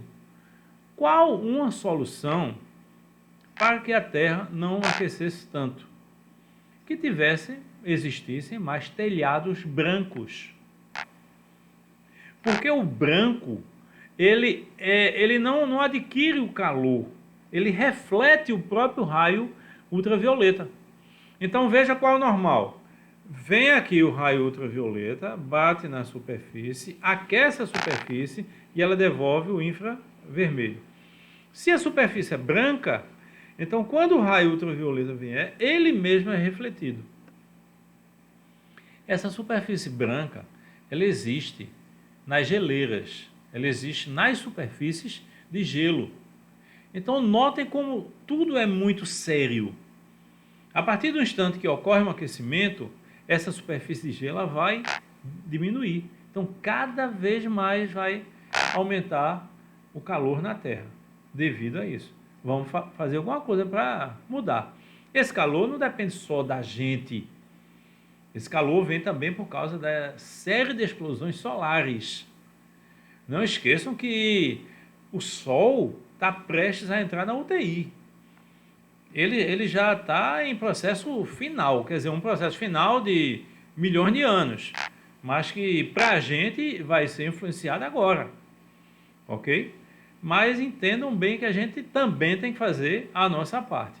Vamos lá. Muito interessante, eu queria que vocês olhassem mais uma vez essa figura, como ocorre a reflexão. Então o efeito estufa é exatamente isso, essa linha azul retendo o calor. O nome efeito estufa é alusivo às estufas utilizadas em países frios durante o inverno, com o objetivo de acumular e conter o calor no seu interior para o cultivo das plantas. Olha que estufa bonita. Tem algumas que tem a Vitória Régia. Vitória Régia, essa planta redonda aí, ela é típica de temperatura tropical. mas estão conseguindo desenvolver nessa estufa, ok? A natureza é linda. Gases do efeito estufa. A atmosfera é uma camada que envolve o planeta, constituída de vários gases. Os principais são nitrogênio e oxigênio, que juntos correspondem a 99% da atmosfera. Alguns outros gases encontram-se numa quantidade menor, tá certo? Aí conhecido como gases de efeito estufa, GEE. Então, se você vê esse termo, já sabe que é o gás de efeito estufa. Dentre os gases estão dióxido de carbono, metano, óxido de nitrogênio, clorofluorcarbono e vapor de água e ozônio. Note que a água aí não é santinha não, ela também retém uma quantidade grande a quantidade de calor, o que não é ruim, é bom, tá certo? É os CF6 também, então notem que CF6, então observem o seguinte, notem que a partir do instante que você aumenta essa quantidade de gases, o que é que vai acontecer? Você vai aumentar o efeito estufa. Então vamos fazer o máximo para que isso não ocorra, ok? Bem, vamos lá. Vapor d'água. Olha o gráfico do vapor d'água. Quando ele chega no infravermelho, ó, ultravioleta, visível e infravermelho. Então, quando ele chega nessa faixa, a partir do infravermelho, note que ocorre uma estabilização relativamente alta pela absorção do calor. Então, o vapor d'água é o gás que produz maior aquecimento em todos os gases do efeito estufa. Você encontrar na alta concentração na atmosfera e absorver praticamente todos os comprimentos de onda do espectro de radiação infravermelha. Ok? Bem, vamos lá. Camada de ozônio. Então, o primeiro ponto que nós vimos foi exatamente a chuva ácida. Segundo, o efeito estufa. Terceiro, a camada de ozônio. A camada de ozônio é uma proteção que existe em relação aos raios ultravioleta, certo? Se nós não tivéssemos essa proteção natural, as plantações queimavam facilmente, a vida do ser humano seria bem menor, porque essas radiações iriam influenciar mutações celulares, ok? E em relação à pele, em relação a órgãos, em relação a tudo. Proteção através da camada de ozônio. Na atmosfera, as radiações de comprimento de onda na faixa 250 a 310 nanômetros são filtradas pelo ozônio. Então, o ozônio ajuda a absorver a radiação solar de alta intensidade e gera um calor. Então, o que é que a gente tem que fazer? A gente tem que preservar a camada de ozônio. Se não fosse a transformação da radiação solar de alta intensidade em calor, essa radiação atravessaria a atmosfera e atingiria a superfície terrestre, impossibilitando a existência de vida no nosso planeta. Não tão drasticamente, mas a vida como a gente vê hoje, né? Olha aí, ó, raios ultravioleta. Aí, note a quantidade que vem e note a quantidade que é retida na camada de ozônio, certo? Até chegar na superfície da Terra. Quer dizer, se não existir essa camada, a gente está em condição muito ruim. Formação da camada de ozônio. O ozônio se forma naturalmente, através do gás oxigênio. Eu tenho oxigênio, a radiação solar decompõe numa quantidade muito pequena. A fração de ozônio que tem na atmosfera e que se forma é muito baixa. Ok? Esse oxigênio sozinho, ele reage com outro oxigênio molecular, dando o ozônio. Então, basicamente, essa é a reação. O2 mais 2O2 dando 2O3, que é o gás ozônio. Essa é a formação. Diminuição da camada de ozônio. Na década de 70 foi onde os estudos avançaram mais. E o óxido de nitrogênio é o principal, um dos principais componentes que vão acabar com a camada de ozônio. Não tem só o nitrogênio, tem os CF6. Tá? CF6. É plural porque tem mais de um. Então notem o NO2 com O2. Aí forma NO e NO2. Esse NO é muito reativo. Então quando ele se juntar com a camada de ozônio, ele vai degradar a camada de ozônio, formando o O2. Isso ocorre naturalmente, sim. E por que é que não ocorre mais? Porque o ozônio existe numa região muito alta em relação aos outros gases. Então, geralmente, os gases de nitrogênio, eles ficam numa faixa mais baixa, ok? Algumas moléculas conseguem passar para essa parte mais alta, automaticamente vai ter a degradação. Então, o NO, quando se juntar com o O3, na camada de ozônio é quantidade pequena, mas vai acabar com essa camada, o que a gente não quer. Posteriores foi descoberto, depois, né, foi descoberto os clorofluorcarbonetos, freon, eram nocivos à camada de ozônio. Como? UV, raio ultravioleta, decompõe o freon. Então esse freon fica na forma de radical. Radical sempre é muito reativo, porque um radical é um pedaço, entre aspas, de uma molécula em que tem um elétron livre. Esse elétron livre é extremamente reativo, então vai reagir com alguma coisa. No caso, o ozônio, ele pode tirar o oxigênio do ozônio. Então vai formar o ClO, liberando O2, ok? Esse ClO vai reagir com o ozônio outra vez, liberando Cl e O2. Quer dizer, o O3 volta a ser O2, que é uma coisa viável. É muito mais fácil o O3 se transformar em O2 do que o O2 se transformar em O3. Então, esses dois exemplos, primeiro a formação e depois a degradação, a gente tem que ter muita atenção, porque a degradação é mais fácil. E por que não ocorre uma quantidade maior? Porque fica muito numa altitude maior. Então, o freon nem sempre chega lá. Se chegasse numa quantidade maior, já tinha acabado com tudo. Poluição atmosférica. Olhe, pelo amor de Deus. A poluição atmosférica refere-se a mudanças da atmosfera terrestre, susceptíveis de causar impacto a nível ambiental ou de saúde humana, através da contaminação por gases, partículas, sólidas, líquidos, em suspensão, materiais biológicos. Olhem para a indústria do lado esquerdo. Olhem alguém que mora próximo. Não precisa ser junto da fábrica, porque o ar vai arrastar. Agora, pense em alguém que mora numa região próxima a essa fábrica e esse alguém é alérgico. Meu amigo, vai ser problema de respiração, vai ser problema de tudo. Então, vamos pegar essas indústrias e colocar filtros, vamos pegar essas indústrias e fazer com que elas queimem a base do gás natural e não de outras coisas. Vamos pegar essas indústrias que jogam substâncias nocivas e provocar reações secundárias, que esses gases não sejam lançados diretamente na atmosfera, que passe através de tanques reagentes e ali os poluentes vão ficando e o ar vai passando. Olhe a foto da direita. Isso é na China.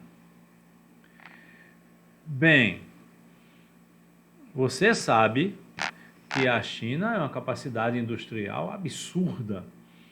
Ela vende para o mundo todo. Se você for olhar de lado, tem alguma coisa que veio da China, que você comprou na China. Estou falando de Covid-19, não. Isso aí já é outra coisa, outra realidade infeliz. Mas olhe para o seu lado. Um copo, um souvenir, um material eletrônico qualquer, o computador que você está assistindo, o celular que você está vendo, às vezes tem componentes, às vezes ele não é diretamente feito na China, mas alguns dos componentes são feitos na China. Então é uma indústria absurda. E para ter essa indústria, a relação da poluição é muito grande. Então, às vezes, a cidade para. Tem cidades na China que para. Por que para? Porque não pode ter trabalho. A pessoa não pode ir para aquelas repartições, trabalhar na empresa mesmo. Por quê? Porque o ar não deixa. É incrível, tá certo? Claro que se faz coisas para que isso não ocorra, mas aí entra um ponto interessante, importante e definitivo em relação à indústria, que é o custo. Muitas indústrias têm condição de lançar na atmosfera um ar menos poluído, mas para que isso ocorra, o custo é muito alto, então não se faz. Espera fazer. Enquanto isso, as pessoas que sofrem, né? Bem, vamos lá, sempre preste atenção. O que você aprende no ensino médio, aprende no curso universitário, quando você estiver num cargo importante, você não pode esquecer isso não. Você tem que dar sua opinião, tem que ver essa relação com os seres humanos, com o meio ambiente. Isso é importante. Nós não estamos sozinhos no mundo. Então nós temos que nos preservar e preservar os outros. É nossa função. Então não vejam isso apenas agora. Apenas falar de meio ambiente quando você vai fazer o Enem ou quando você chega na universidade e trabalha alguma coisa em relação a isso. Veja na sua vida. Veja na sua vida. Isso é importante. A relação com o lixo, a relação com a água, tá certo? O que você joga na água, o que você vai desprezar, como vai fazer. Isso é importante para a gente ter uma saúde melhor. Ok? Bem, vamos lá. Poluição atmosférica está aqui, pelo amor de Deus. Os contaminantes do ar provêm de diversas fontes. Fábricas, centrais termoelétricas, graças a Deus está acabando. Veículos motorizados, que também vai, daqui a alguns anos, o veículo elétrico é que vai ter a condição total, tá certo? Emissões provocadas pela atividade humana, como respirar. A respiração lança CO2, e esse CO2 também é poluente. Então, quanto mais pessoas existirem no mundo, maior o aquecimento, porque o corpo emana calor, a gente não pode descartar isso, e exatamente a poluição devido à respiração. Mas é algo que você sustenta, é algo sustentável, mas a existência do ser humano e as atividades do ser humano é que provoca exatamente o excesso dos poluentes. Bem, provide de meios naturais, como o caso de incêndios florestais ou de poeiras dos desertos. Notem que essas poeiras elas se formam num país, às vezes vai para outro. Nós vimos uma poeira da África, né? que vinha diretamente para outro país, para o Brasil, inclusive. Os poluentes são normalmente classificados como primários e secundários. Poluentes primários são os contaminantes diretamente emitidos no ambiente, como no caso dos gases automotivos.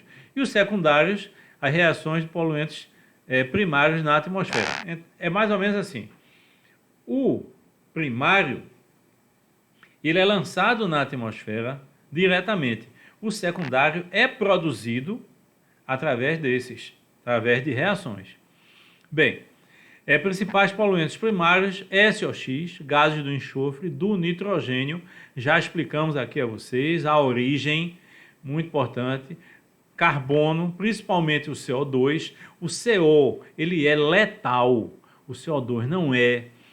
A quantidade de CO é pequena lançada na atmosfera, ainda bem, e no ambiente aberto ele se espalha, mas se for num ambiente fechado, ele é letal, tá certo? COV, o COV, compostos orgânicos voláteis, também fazem parte da poluição atmosférica, ok? Muito importante saber essa sequência, muito importante ler esse capítulo mais de uma vez. Partículas finas ou inaláveis. Essas partículas finas é interessante, principalmente, é interessante e terrível, né? Não é interessante de bom não, tá certo? Principalmente para as pessoas alérgicas. Poluentes tóxicos, substâncias tóxicas à saúde lançados na atmosfera. Isso, algumas indústrias, às vezes, conseguem minimizar, mas de uma forma maior, eles passam, de uma forma maior ou menor, eles passam isso para atmosfera. Isso é a origem de algumas reações químicas, principalmente na produção dos polímeros, como os plásticos. Principais poluentes secundários, ok? Os poluentes secundários são resultantes da transformação física ou química na atmosfera. Como eu falei para você, você pega o primário, que são as substâncias, os gases, e eles se transformam na atmosfera, então são os secundários. Smog. Smog designa, em termos genéricos, nevoeiro contaminado por fumaças. O termo resulta da contração da palavra da língua inglesa smoke, fumaça, smoking é fazer fumaça, é fumar, não é isso, né? E fog, nevoeiro. O inglês costuma chamar apenas de fog, mas é smog, ok? Bem, vamos lá. Olha aí, um caso típico.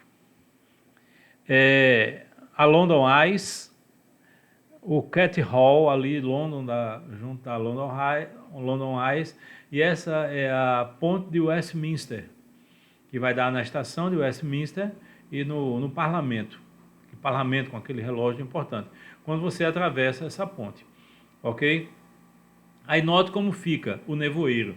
E note que isso aí é como se fosse meio-dia, como se fosse, sei lá, 11 horas da manhã. A partir do instante que vai chegando à tarde, é pior ainda. Bem, às vezes a gente tem as coisas naturais boas e a gente nem nota, nem aproveita. Em Londres, de 364 dias, chove mais ou menos 300 dias. Não é uma chuva como a nossa, de gotas grandes, intensa.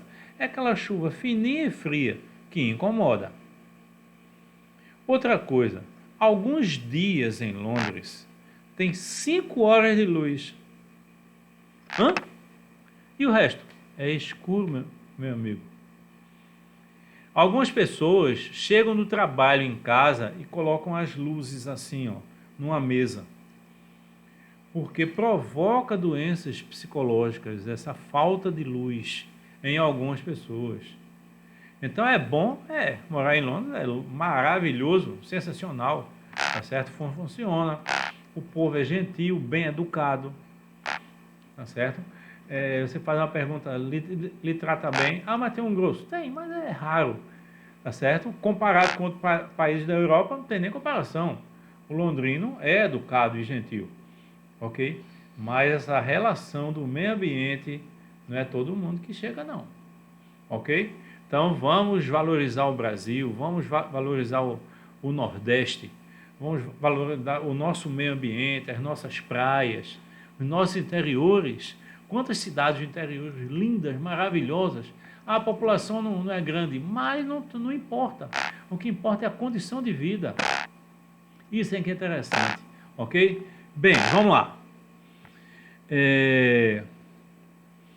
Vamos voltar aos nossos slides. O fog, ou smog, está aí, né? Poluição das águas. Primeiro a gente viu a relação do atmosfera.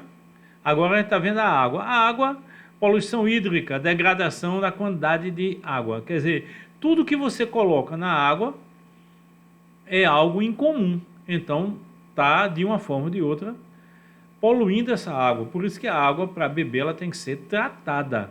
Ela tem que ser limpa, filtrada e colocada substâncias químicas para o tratamento. Certo?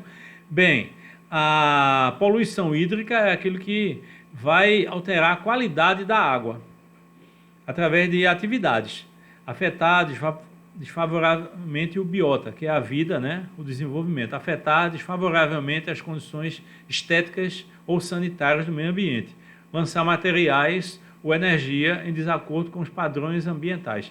Isso é teórico.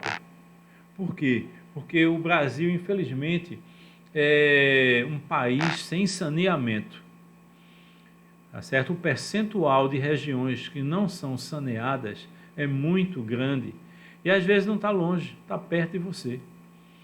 Se você tem uma casa, ou aqui, ou numa cidade do interior qualquer, e ela tem uma fossa, já está indicando que nessa região não tem saneamento, porque o normal era exatamente essa água de dejeto ser lançada numa central de saneamento, não numa fossa.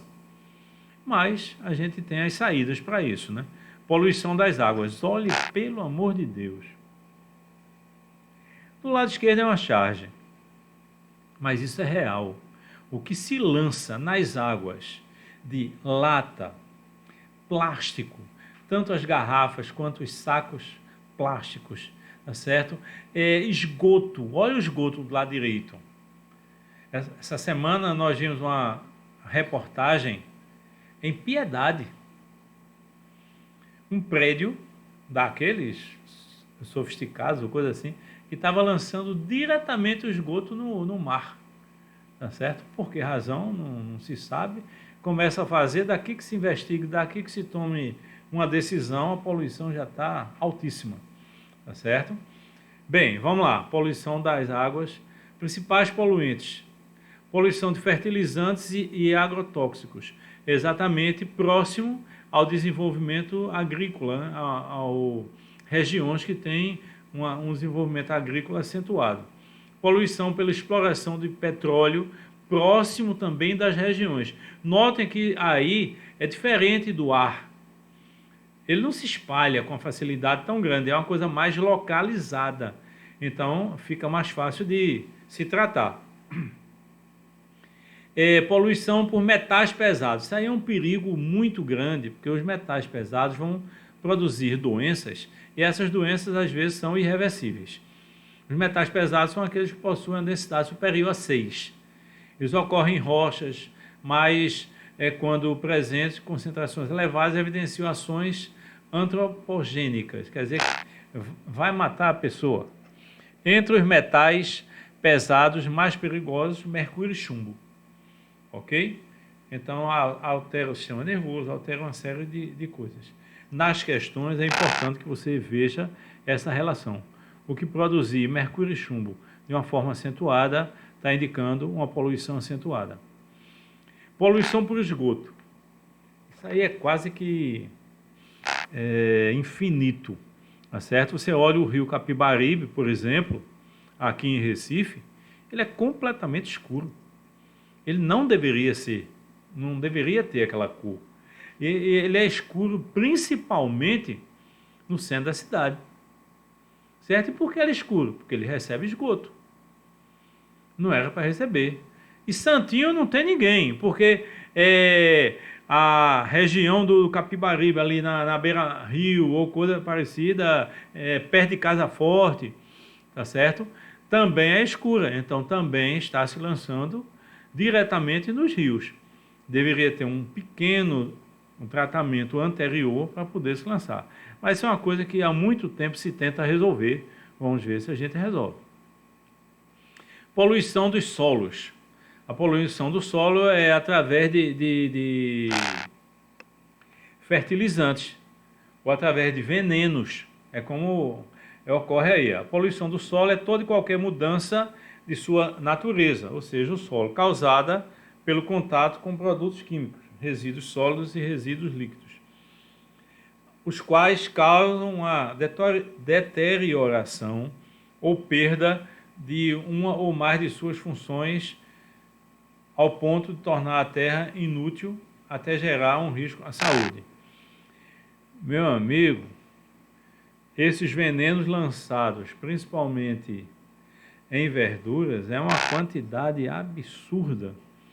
Aí onde entra o desenvolvimento orgânico, tá certo?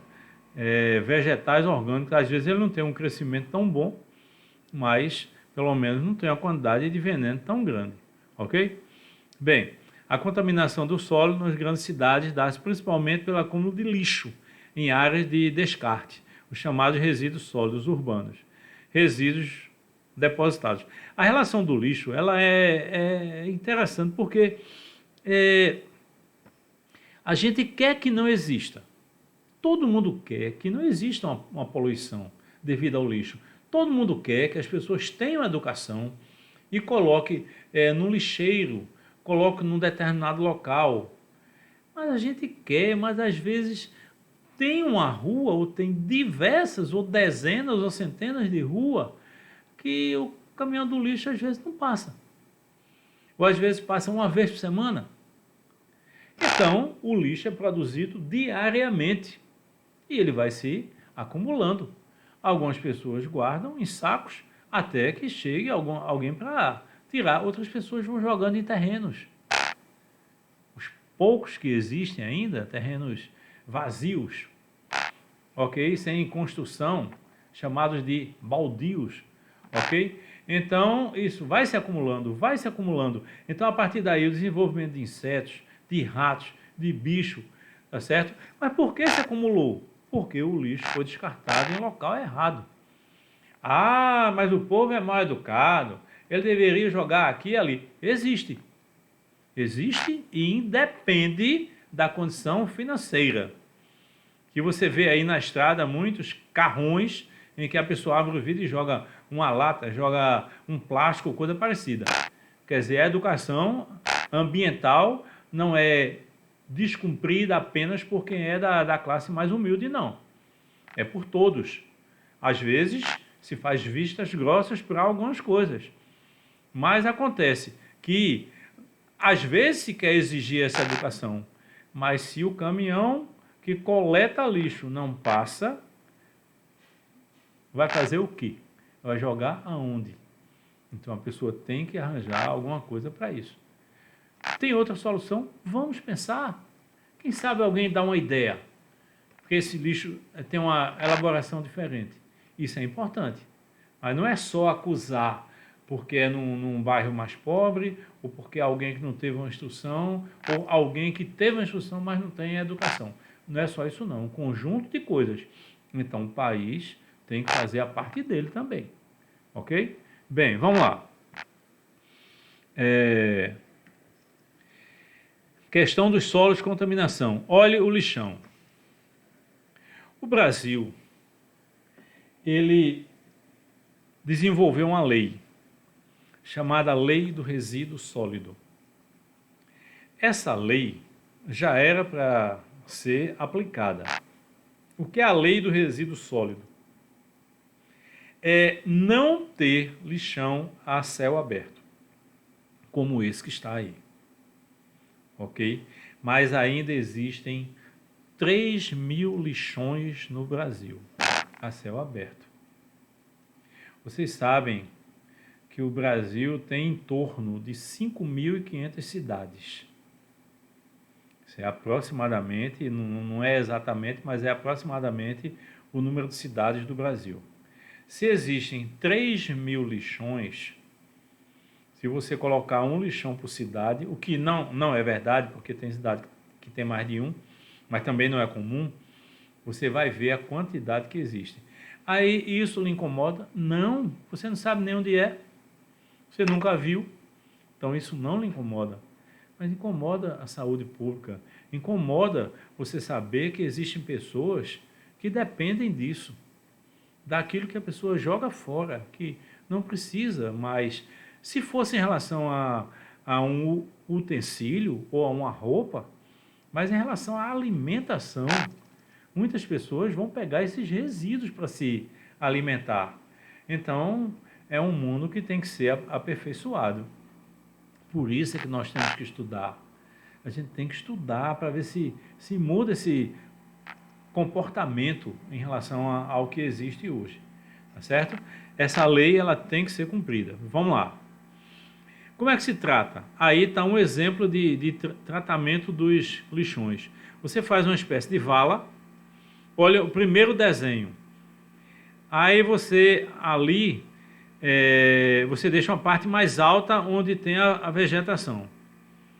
Ok? Aí você, nessa parte baixa, você vai botando o lixo. Está a céu aberto. Depois de um certo tempo, você põe areia, argila ou coisa assim. Então você vai tampando, até chegar num certo ponto. Ali você planta e ali vai ter a sua vida normal e esse lixo vai ter uma decomposição natural no subsolo. Isso seria o ideal, mas às vezes as cidades não têm espaço suficiente para isso. tá certo? Então vamos fazer alguma coisa para que esse lixo seja elaborado de tal forma que seja até útil o ser humano, ok? Essas coletas seletivas, elas são assim de uma importância maravilhosa, magnífica em relação ao conjunto, tanto em relação a dar a condição de trabalho, tanto em relação a essa reciclagem. O Brasil entra naquela área de reciclagem acentuada. Em alumínio, por exemplo, devido às latinhas de alumínio, já está em segundo ou primeiro colocado em todo o mundo. Então isso é importante. Vamos lá, preste atenção ao lixo e notem que no Enem, essa parte de poluição, essa parte de lixo, tá certo? Essa parte de meio ambiente, ela é extremamente usada. Nos aterros sanitários há a disposição de resíduos sólidos na menor área possível do solo, sem causar danos ou risco à saúde pública, minimizando assim os impactos ambientais. O local a ser instalado um aterro deve ser criteriosamente avaliado, de forma a se evitar a possibilidade de contaminação dos lençóis freáticos, dos lagos e dos rios. Além disso, a importância é verificada. Tem uma coisa importante, como evitar a poluição dos solos. Tratar lixo e resíduos domésticos e industriais, colocar o lixo no local correto. Isso aí, por exemplo, em apartamentos, isso aí já tem uma seleção natural de onde você colocar. Proteger as florestas, utilizar materiais reciclados e preferir produtos ecológicos sempre que possível. Isso também já é um comportamento que existe em relação a sacolas, a supermercado. Está melhorando. Colaborar na reciclagem de vidro, papel, cartão, alumínio e plástico, fazendo a separação dos lixos e cultivar organicamente. Se você tem esse cultivo orgânico, então tudo desenvolve. Bem, voltamos. Que bom, né? Puxa vida, que bom dar aula, que bom passar alguma coisa assim, nesse instante difícil para vocês, sempre lembrando da esperança, sempre lembrando que a gente vai conseguir, está no caminho determinado. Esses assuntos são importantes, tentem fazer os exercícios. Não esqueçam, a partir dessa semana, 2 vezes por semana, até o retorno das aulas, em que a gente pode fazer uma parte mista, uma parte em sala e outra parte em vídeos, tá certo? De alguns assuntos teóricos, já que alguns alunos se acostumaram bem com essa parte de vídeos, ok? Não esqueçam, nós estamos hoje, terça-feira, dia 4, e no dia 6, quinta-feira, provavelmente à tarde, nós estaremos disponibilizando outra aula. São 2 aulas por semana. Essa outra aula é de química orgânica. Uma outra coisa, essa aula demorou um pouco mais do que o normal. Geralmente a gente tem 1h40, 1h30 de aula. Passou um pouco, mas acontece que devido ao assunto, devido a essa retomada, foi necessário. Ok? Bem, estamos juntos, estamos sempre pensando no que fazer de melhor para vocês. E vamos conseguir, ok? Até a próxima. Um beijo no coração.